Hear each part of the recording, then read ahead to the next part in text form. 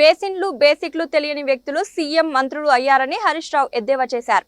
Justice PC Ghosh commission కు కాళేశ్వర్ ప్రాజెక్టుపై అదనపు సమాచారం అందించిన అనంతరం ఆయన మీడియాతో మాట్లాడారు. తెలంగాణకు పూర్తిగా ద్రోహం చేసింది కాంగ్రెస్ పార్టీయే అని విమర్శించారు.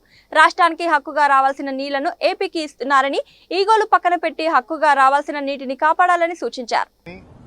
డిపార్ట్మెంట్ కి సంబంధించిన సమాచారం అంతా కావాలని చీఫ్ సెక్రటరీకి, జీఏడీ సెక్రటరీకి, ఇరిగేషన్ సెక్రటరీకి ముగ్గురు కూడా లేఖ రాశాను. కానీ వారి నుంచి స్పందన రావడం లేదు. బట్ ఏది ఏమైనా మా దగ్గర అందుబాటులో ఉన్న సమాచారం, నా దగ్గర ఉన్నటువంటి పూర్తి సమాచారాన్ని క్రోడీకరించి ఈరోజు కమిషన్ వారికి ఒక నోట్బుక్ను, ఒక బుక్ను సబ్మిట్ చేయడం జరిగింది. సో మా దగ్గర ఉన్న సమాచారం ప్రకారంగా మేడిగడ్డ, అన్నారం, సుందిల్లా బ్యారేజీలకు సంబంధించి 6 సార్లు కేబినెట్ నిర్ణయాలు జరిగాయి. 6 సార్లు కేబినెట్లో ఆమోదం పొందిన పేపర్స్ అన్ని కూడా ఈరోజు కమిషన్ వారికి అందించాం.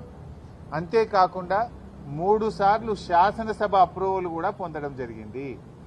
ఆ 3 సార్లు శాసనసభ అప్రూవల్స్ ఎప్పుడెప్పుడు జరిగాయి, ఆ శాసనసభలో జరిగినటువంటి డాక్యుమెంట్స్, జరిగిన చర్చ, వాటన్నిటినీ కూడా ఈరోజు కమిషన్కు అందజేయడం జరిగింది.